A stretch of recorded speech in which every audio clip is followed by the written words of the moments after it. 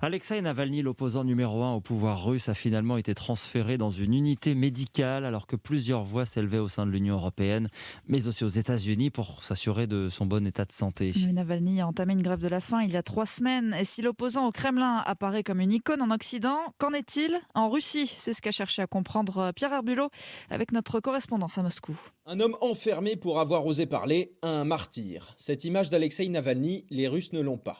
L'opposant ne rassemble officiellement que quelques centaines de milliers de soutiens, une goutte d'eau face aux 145 millions d'habitants que compte le pays de Poutine. Indifférence ou mépris, voilà ce qu'inspire le plus souvent le nom Navalny dans les rues de Moscou. Je ne veux pas penser à lui, alors je dirais que mon opinion est neutre, voire plutôt négative. J'ai une opinion très négative de lui. Je suis à la retraite, j'ai le temps de regarder. Je pense que toutes ces enquêtes menées sur nos dirigeants, c'est n'importe quoi. Navalny s'aime trop, il est narcissique.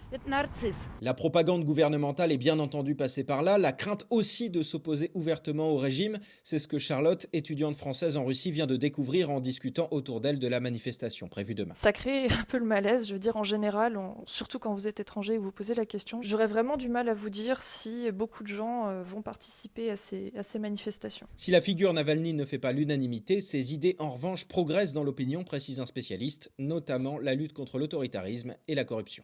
Pierre Herbulot avec notre correspondante à Moscou, Lena Politovskaya.